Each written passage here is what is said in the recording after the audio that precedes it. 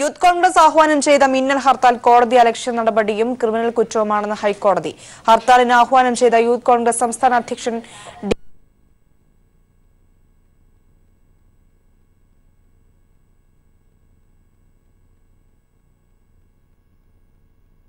പ്രത്യാഘാതം നേരിടേണ്ടി വരുമെന്ന മുന്നറിയിപ്പും നൽകി.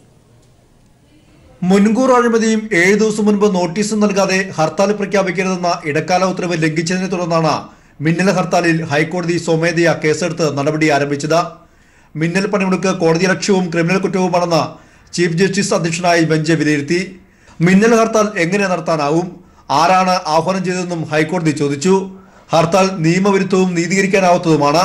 ഹർത്താലിന്റെ പേരിൽ സർക്കാർ സേവനങ്ങൾ നിർത്തിവെക്കരുത്, വിദ്യാഭ്യാസ സ്ഥാപനങ്ങൾ അടച്ചിടുകയോ പൊതുഗതാഗതം നിർത്തിവെക്കുകയോ ചെയ്യരുതെന്നും ഹൈക്കോടതി ആവശ്യപ്പെട്ടു. യൂത്ത് കോൺഗ്രസ് സംസ്ഥാന അധ്യക്ഷൻ ഡീൻ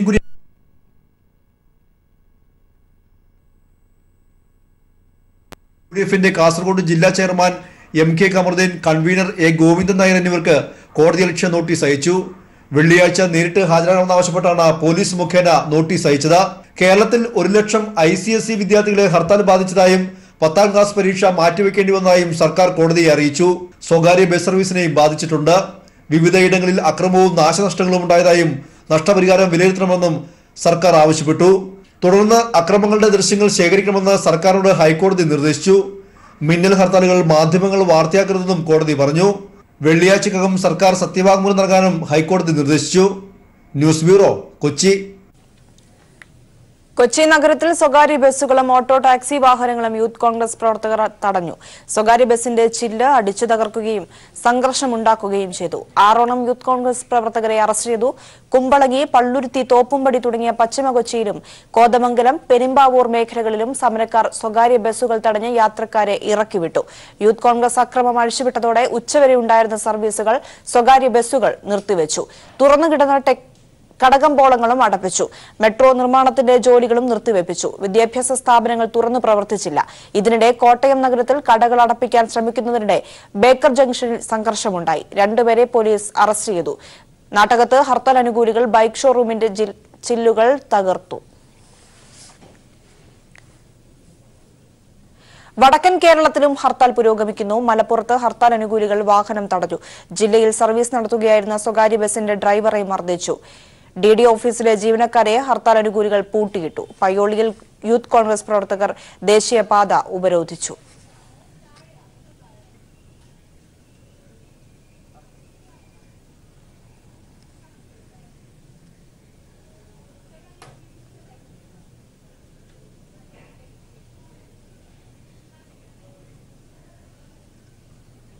കാസർഗോഡ് യൂത്ത് കോൺഗ്രസ് പ്രവർത്തകരുടെ കൊലപാതകത്തിൽ പ്രതിഷേധിച്ച് സംസ്ഥാന വ്യാപകമായി യൂത്ത് കോൺഗ്രസ് പ്രഖ്യാപിച്ച ഹർത്താലിൽ വ്യാപക അക്രമം. യൂത്ത് കോൺഗ്രസ് സെക്രട്ടേറിയറ്റിലേക്ക് നടത്തിയ മാർച്ച് അക്രമാസക്തമായി. മാധ്യമപ്രവർത്തകർക്ക് നേരെയും പോലീസിന് നേരെയും പ്രവർത്തകർ കല്ലെറിഞ്ഞു. വിവിധയിടങ്ങളിൽ പ്രവർത്തകർ കടകൾ അടപ്പിക്കുകയും ബസ്സുകൾ തടയുകയും ചെയ്തു. വിവരങ്ങളുമായി ഷീജ ചേരുകയാണ്. ഷീജ, ഹർത്താൽ എങ്ങനെയാണ് ഇപ്പോൾ പുരോഗമിക്കുന്നത്? മാധ്യമപ്രവർത്തകർക്കും പോലീസിനും നേരെ കല്ലേറുണ്ടായി. സെക്രട്ടേറിയറ്റിന് മുമ്പിലും വ്യാപക അക്രമമാണ് അരങ്ങേറിയത്. ഇപ്പോൾ നൽകാൻ കഴിയുന്ന ഏറ്റവും പുതിയ വിവരങ്ങൾ എന്താണ്?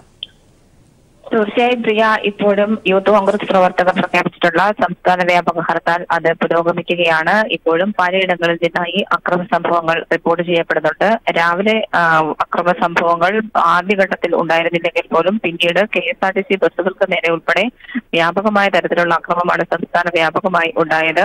പലയിടങ്ങളിലും ദേശീയപാത ഉപരോധിക്കുന്ന തരത്തിലേക്ക് പ്രതിഷേധക്കാർ നീങ്ങുകയും ചെയ്തു. ഒപ്പം തന്നെ തുറന്ന കടകൾ ബലം പ്രയോഗിച്ച് അടപ്പിക്കുകയും ചെയ്തു. പലയിടത്തും പോലീസ് സുരക്ഷയിലാണ് കടകൾ പിന്നീട് തുറക്കുന്ന ഒരു സാഹചര്യം ഉണ്ടായത്.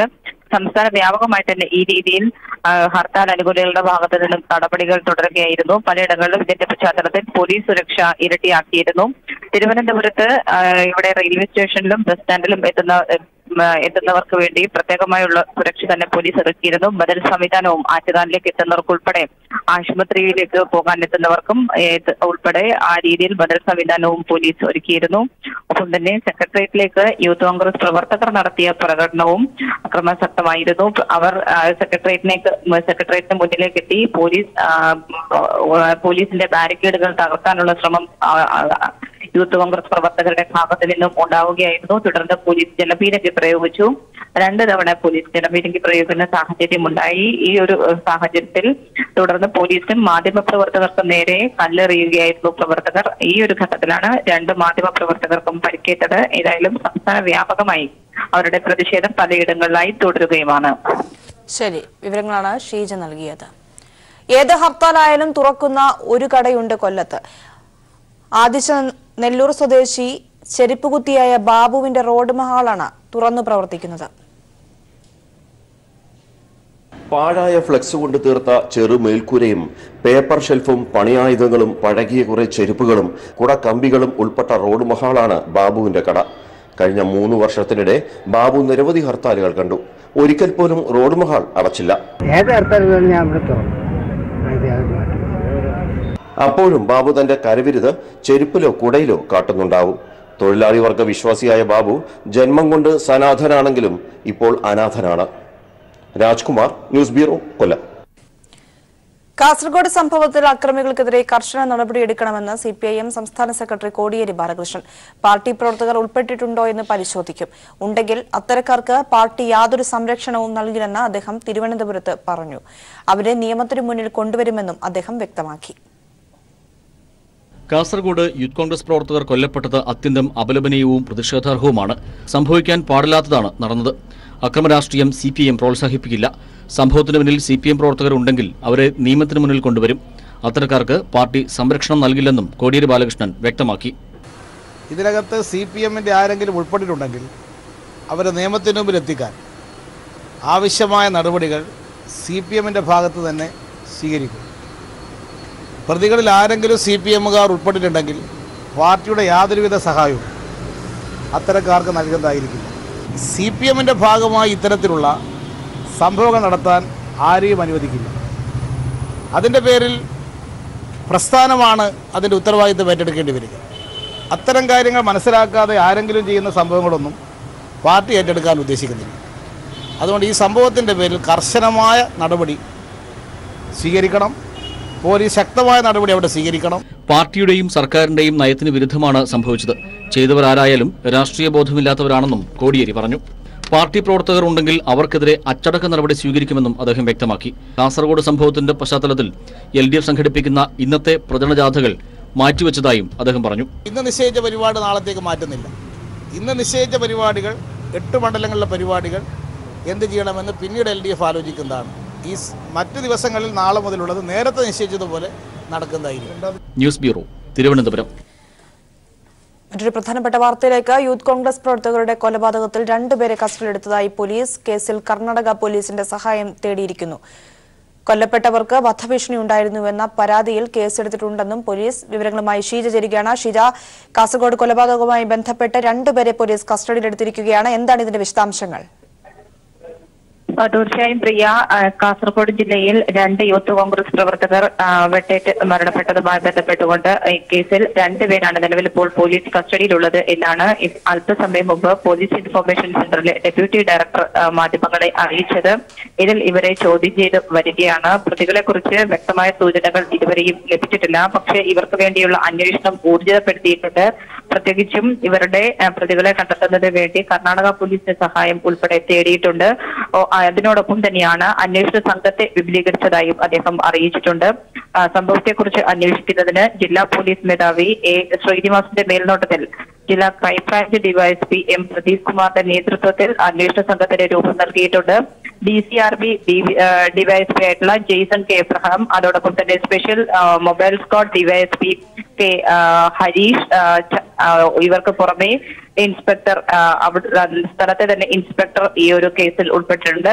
ഈ കേസിന്റെ അന്വേഷണ സംഘത്തിൽ ഉൾപ്പെട്ടിട്ടുണ്ട്. അതിനോടൊപ്പം തന്നെയാണ് ഇത്തരത്തിൽ ക്രൈംബ്രാഞ്ച് ഇൻസ്പെക്ടറെ കൂടി ഇവരുടെ സംഘത്തിൽ ഉൾപ്പെടുത്തി അന്വേഷണ സംഘത്തെ വിപുലീകരിക്കാൻ തീരുമാനിച്ചിട്ടുള്ളത്. അതിന്റെ അടിസ്ഥാനത്തിൽ ആ രീതിയിൽ വിപുലീകരിച്ച അന്വേഷണ സംഘമാണ് നിലവിൽ ഇപ്പോൾ ഈ കേസ് അന്വേഷിച്ചു വരുന്നത്. അതോടൊപ്പം തന്നെ മറ്റൊരു കാര്യം ഇന്നിപ്പോൾ പോലീസ് വ്യക്തമാക്കിയത്, ഇവർക്ക് 2 പേർക്കുമെതിരെ വധഭീഷണി നിലനിന്നിരുന്നു. എന്നാൽ ഇവർ നൽകിയ പരാതിയിൽ പോലീസ് കേസെടുത്തില്ല എന്നുള്ള തരത്തിലുള്ള വാർത്തകൾ വന്നിരുന്നു. പക്ഷേ ഇവർ രണ്ടുപേരുടെയും അത്തരത്തിലുള്ള പരാതിയിന്മേൽ കൃത്യമായ രീതിയിൽ പോലീസ് കേസ് രേഖപ്പെടുത്തിയിരുന്നു എന്ന് തന്നെയാണ് ഇപ്പോൾ വ്യക്തമാക്കിയിട്ടുള്ളത്. ഏതായാലും അന്വേഷണം കൂടുതൽ ഊർജിതമായി മുന്നോട്ട് പോവുകയാണ്. പ്രതികളെ കണ്ടെത്തുന്നതിന് വേണ്ടിയിട്ടുള്ള എല്ലാ നടപടികളും പോലീസ് സ്വീകരിച്ചു വരികയാണ് എന്ന് തന്നെയാണ് ഇപ്പോൾ പോലീസ് വൃത്തങ്ങൾ വ്യക്തമാക്കുന്നത്. പ്രിയ, കാസർഗോഡ് കൊലപാതകത്തിൽ 2 പേർ കസ്റ്റഡിയിലായിരിക്കുകയാണ്. അന്വേഷണം ഊർജിതമായി തന്നെ മുൻപോട്ട് പോകുന്നു. കർണാടക പോലീസിന്റെയും സഹായം കേരള പോലീസ് തേടിയിരിക്കുകയാണ്. വിവരങ്ങളാണ് ഷീജ നൽകിയത്. കാസർഗോഡ് പെരിയയിൽ നടന്ന കൊലപാതകം പ്രത്യേക അന്വേഷണ സംഘം അന്വേഷിക്കും. കൊല്ലപ്പെട്ടവരുടെ പോസ്റ്റ്മോർട്ടം നടപടികൾ പൂർത്തിയായി. സംഭവത്തിൽ സംസ്ഥാനത്ത് യൂത്ത് കോൺഗ്രസ് ഹർത്താൽ പുരോഗമിക്കുകയാണ്. കൂടുതൽ വിവരങ്ങളുമായി സണ്ണി ജോസഫ് ചേരുകയാണ്. സണ്ണി, കാസർഗോഡ് കൊലപാതകവുമായി ബന്ധപ്പെട്ട് ഇന്ന് ഹർത്താൽ പുരോഗമിക്കുകയാണ് സംസ്ഥാനത്ത്. ഒപ്പം തന്നെ ഇപ്പോൾ പുതുതായി ലഭിക്കുന്ന വിവരം എന്ന് പറയുന്നത് 2 പേരെ പോലീസ് കസ്റ്റഡിയിലെടുത്തിരിക്കുന്നു എന്നാണ്. മറ്റ് നൽകാൻ കഴിയുന്ന ജില്ലയിൽ നിന്ന് നൽകാൻ കഴിയുന്ന പുതിയ വിവരങ്ങൾ എന്തൊക്കെയാണ്? പ്രിയ, ഇന്നലെ അക്രമ സംഭവം നടന്നതോടെ തന്നെ ജില്ലാ പോലീസ് നേതൃത്വം നല്ല മുൻകരുതൽ നടപടികളാണ് സ്വീകരിച്ചത്. സ്ത്രീകളെ പിടികൂടുന്നതിനുള്ള അവർക്ക് സ്വതന്ത്രമായി പ്രവർത്തിക്കാനും നിഷ്പക്ഷമായി പ്രവർത്തിക്കാനുള്ള സൗകര്യമാണ് ഉണ്ടായിരുന്നത്. അത് തന്നെയാണ് പിന്നീട് പോലീസിന്റെ IG ഉൾപ്പെടെയുള്ള കണ്ണൂർ റേഞ്ച് IG ഉൾപ്പെടെയുള്ളവർ വന്നു. ജില്ലാ പോലീസ് മേധാവി അവർ യോഗം ചേർന്ന് കാര്യങ്ങൾ വിലയിരുത്തി. ഇതിനകത്ത് ഒരു തരത്തിലുള്ള ഇടപെടലുകളും ഉണ്ടാവില്ല എന്ന് പോലീസിന് ഉറപ്പായിരുന്നു. കാരണം ഈ കൊലപാതകത്തെ എല്ലാവരും ഒരേ മനസ്സുകൊണ്ട് അപലപിക്കുകയാണ്. രാഷ്ട്രീയ കൊലപാതകമല്ലാന്ന് CPM പറഞ്ഞു. CPM വ്യക്തമാക്കിയിരുന്നു. CPM-ന് ഈ കൊലപാതകത്തിൽ യാതൊരു പങ്കുമില്ല. CPM നേതൃത്വത്തിന്റെ ഏതെങ്കിലും തരത്തിലുള്ള അറിവോ സമ്മതമോ ഈ കൊലപാതകത്തിനില്ല. ഈ പാർട്ടിയുടെ സംസ്ഥാന നേതൃത്വം തന്നെ കോടിയേരി ബാലകൃഷ്ണൻ തന്നെ ഈ സംഭവത്തെ വ്യക്തമായ രീതിയിലാണ് അപലപിച്ചത്. പാർട്ടിയിൽ ഈ ഏതെങ്കിലും പാർട്ടി പ്രവർത്തകർ ഇതുമായി ബന്ധമുണ്ടെങ്കിൽ തീർച്ചയായും സംരക്ഷണം ഉണ്ടാവില്ല, നടപടിക്ക് വിധേയമാകേണ്ടി വരും, പാർട്ടി നയമല്ലാക്കണം എന്നെല്ലാം വ്യക്തമാക്കിയിരുന്നു. ഇതിന്റെയൊക്കെ ഭാഗമായി തന്നെയാണ് പോലീസിന് വളരെ വേഗത്തിൽ പ്രതികളിലേക്ക് എത്തിച്ചേരാൻ വേണ്ടി സാധിച്ചിരിക്കുന്നത്. പ്രതിയുടെ പേരോ മറ്റു കാര്യങ്ങളോ പോലീസ് വെളിപ്പെടുത്തുന്നില്ല. എന്നാൽ 2 പേർ പോലീസ് കസ്റ്റഡിയിലുണ്ടെന്നാണ് നമുക്ക് ഇപ്പോൾ പോലീസ് ഔദ്യോഗികമായി തന്നെ സ്ഥിരീകരിച്ചിട്ടുണ്ട്. അവർ സഞ്ചരിച്ചതായി ഉപയോഗിച്ചായി കരുതുന്ന 2 ബൈക്കുകൾ കണ്ടെത്തിയിട്ടുണ്ട്. മറ്റ് പ്രതികൾ ഇതിന് പിന്നിലുണ്ടോ അവരെ കണ്ടെത്താൻ സാധിക്കും. ആ നിലയിലുള്ള അന്വേഷണം വ്യാപിച്ചിട്ടുണ്ട്. കണ്ണൂർ IG ബൽറാം കുമാർ ഉപാധ്യായ ഇവിടെ കേന്ദ്രീകരിച്ച് എന്നിട്ട് എല്ലാ പ്രവർത്തനങ്ങൾക്കും അന്വേഷണത്തിനും നേതൃത്വം നൽകുന്നുണ്ട്. ജില്ലാ പോലീസ് മേധാവി അറിയിച്ച് സഹായിക്കുന്നുണ്ട്. പ്രത്യേക അന്വേഷണ സംഘത്തെ തന്നെ DSP തരത്തിലുള്ള പ്രത്യേക അന്വേഷണ വിദഗ്ധരായ പോലീസുകാർ അടങ്ങുന്ന ഒരു സംഘം തന്നെ പ്രവർത്തിക്കുന്നുണ്ട്. ഇപ്പോൾ പോസ്റ്റ്മോർട്ടത്തിന് ശേഷം സുരേഷിന്റെയും ശരത്ലാലിന്റെയും മൃതദേഹങ്ങൾ അവരുടെ പ്രദേശമായ ചെറിയ കല്യോട്ടേക്ക് വിലാപയാത്രയായി കൊണ്ടുവന്നുകൊണ്ടിരിക്കുകയാണ്. വളരെ സമാധാനപരമായ നിലയിലാണ് വിലാപയാത്ര പുരോഗമിക്കുന്നത്. ചെറുവത്തൂർ പിന്നോട്ട് എന്നാണ് നമുക്കിപ്പോൾ മനസ്സിലാക്കാൻ വേണ്ടി സാധിക്കുന്നത്. വൈകുന്നേരത്തോടുകൂടി മൃതദേഹം സ്വദേശമായ കല്യോട്ട് എത്തിക്കും. തുടർന്ന് പാർട്ടി നേതാക്കളുടെയും പ്രവർത്തകരുടെയും നാട്ടുകാരുടെയും എല്ലാ സാന്നിധ്യത്തിൽ കല്യോട്ട് തന്നെ വീട്ടിലെ ചടങ്ങുകൾക്ക് ശേഷം കല്യോട്ട് തന്നെ ഒരേ സ്ഥലത്ത് അവർ സംസ്കരിക്കുമെന്നാണ് നമുക്ക് ലഭിക്കുന്ന വിവരം. കാസർഗോഡ് ജില്ല എന്ന് പൊതുവെ സമാധാനപരമാണ്.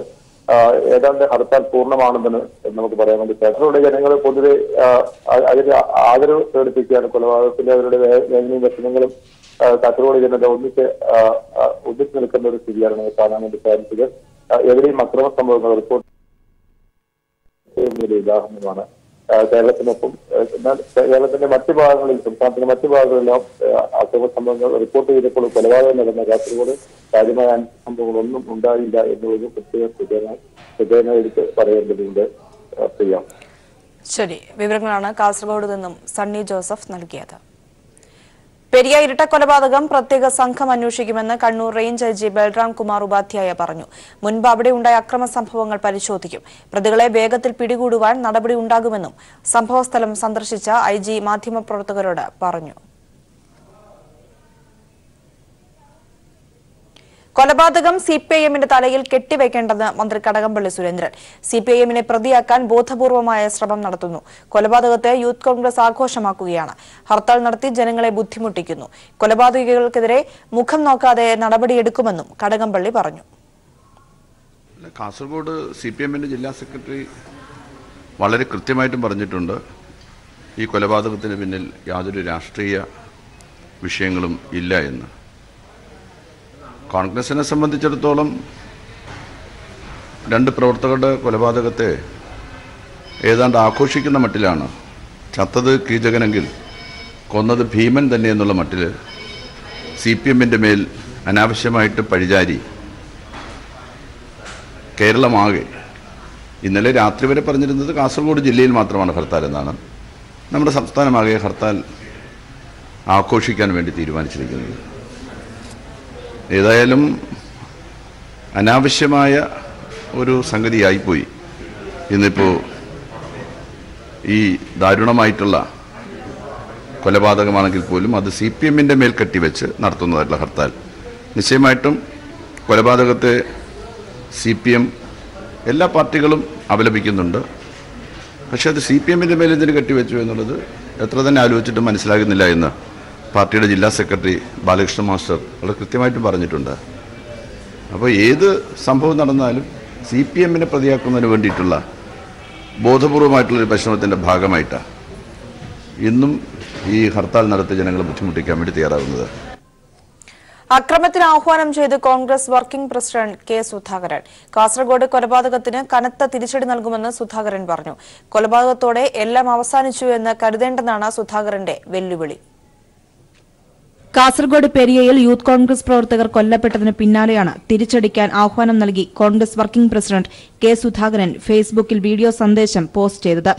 അതിവൈകാരികമായ പ്രതിഷേധമുണ്ടാകണമെന്ന് സുധാകരൻ പറഞ്ഞു. കൊലപാതകത്തിന് CPIM-കാർ കനത്ത വില നൽകേണ്ടിവരും. കോൺഗ്രസ് പ്രവർത്തകർക്ക് ഏതു രീതിയിൽ പ്രവർത്തിക്കാനും സ്വാതന്ത്ര്യമുണ്ട്. പ്രവർത്തകരെ പാർട്ടി സംരക്ഷിക്കുമെന്നും സുധാകരൻ പറഞ്ഞു. കൊലപാതകത്തിനെതിരെ അതിശക്തിമത്തായി നമ്മൾ പ്രതികരിക്കണം. പ്രവർത്തകർക്ക് എങ്ങനെയൊക്കെ പ്രതികരിക്കാൻ സാധിക്കുമോ ആ പ്രവർത്തകന്മാരുടെ വികാരം പാർട്ടി മാനിക്കുന്നു, പാർട്ടി ഉൾക്കൊള്ളുന്നു. ജില്ലകളിൽ അതിശക്തിമത്തായ പ്രതിഷേധ പ്രകടനങ്ങൾ നടക്കണം. തീവ്ര വികാരം മുറ്റി നിൽക്കുന്ന പ്രകടനങ്ങൾക്ക് സാക്ഷിത്വം വഹിക്കാൻ ഓരോ നഗരത്തിനും സാധിക്കണം. ഉണ്ടാക്കിവെച്ച ഈ കൊലപാതകം അത് ഈ 2 കൊലപാതകം കൊണ്ട് അവിടെ അതങ്ങ് തീരുവാണ്, അവസാനിക്കുവാണ് എന്ന് CPM കരുതണ്ട. തിരിച്ചടി ഉണ്ടാകും. പാർട്ടി കനത്ത വില CPM നൽകേണ്ടി വരും എന്ന കാര്യത്തിൽ ആർക്കും തർക്കമൊന്നും വേണ്ട. അണികളെ അക്രമത്തിന് പ്രേരിപ്പിക്കുന്നതാണ് സുധാകരന്റെ പ്രസ്താവന. കോൺഗ്രസ് പ്രവർത്തകരുടെ വികാരം ആളിക്കത്തിച്ച് സംഘർഷമുണ്ടാക്കുകയാണ് ലക്ഷ്യമെന്ന് സുധാകരന്റെ വാക്കുകളിൽ വ്യക്തം.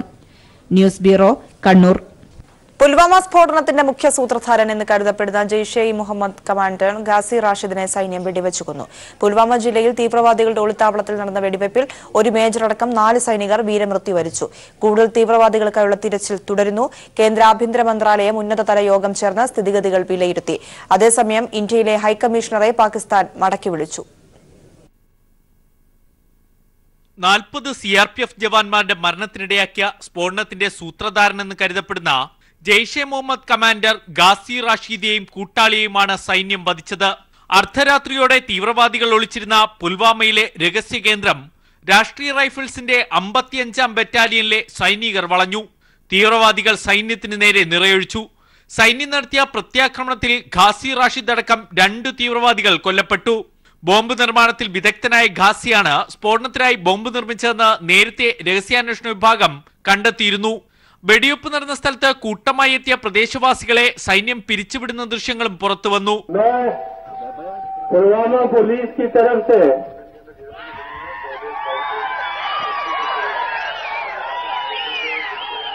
आप नौजवानों से मोहतबाना गुजारिश करता हूं कि आपकी जान जो है हमारे लिए निहायत ही कीमती है. आप नौजवान हैं, आपकी जिंदगी है आगे. आप मेहरबानी करके वापस चले जाइए. തീവ്രവാദികളുമായുള്ള ഏറ്റുമുട്ടലിൽ ഒരു മേജർ അടക്കം 4 സൈനികർ വീരമൃത്യു വരിച്ചു. ഒരു പ്രദേശവാസിയും കൊല്ലപ്പെട്ടിട്ടുണ്ട്. സ്ഫോടനത്തിനായി ചാവേർ അദിൽ അഹമ്മദിന് സഹായം ചെയ്തു കൊടുത്ത മറ്റു തീവ്രവാദികൾക്ക് വേണ്ടി ഷോപ്പിയാനിലെ ക്രവോര മേഖലയിലും സൈന്യം തിരച്ചിൽ നടത്തി. സൈന്യവും തീവ്രവാദികളും ഏറ്റുമുട്ടൽ നടത്തുന്നതിനിടെ പൂഞ്ച് സെക്ടറിൽ പാകിസ്ഥാൻ സൈന്യം വെടിനിർത്തൽ കരാർ ലംഘിച്ച് വെടിവെപ്പ് നടത്തി.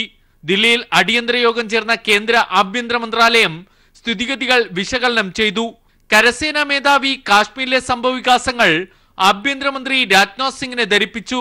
അതേസമയം ഇന്ത്യയിലെ പാകിസ്ഥാൻ ഹൈക്കമ്മീഷണർ സൊഹാലി മുഹമ്മദിനെ പാകിസ്ഥാൻ മടക്കി വിളിച്ചു. പാകിസ്ഥാൻ വിദേശകാര്യ വക്താവ് ഡോക്ടർ മുഹമ്മദ് ഫൈസൽ ഇത് സ്ഥിരീകരിച്ച് ട്വീറ്റ് ചെയ്തു. ഹൈക്കമ്മീഷണർ പുലർച്ചെ തന്നെ പാകിസ്ഥാനിലേക്ക് വിമാനം കയറി. സ്ഫോടനത്തെ തുടർന്ന് പാക് ഹൈക്കമ്മീഷണറെ ഇന്ത്യ വിളിച്ചു വരുത്തി പ്രതിഷേധം അറിയിച്ചതിന് പിന്നാലെയാണ് പാകിസ്ഥാന്റെ നടപടി. News bureau, Delhi.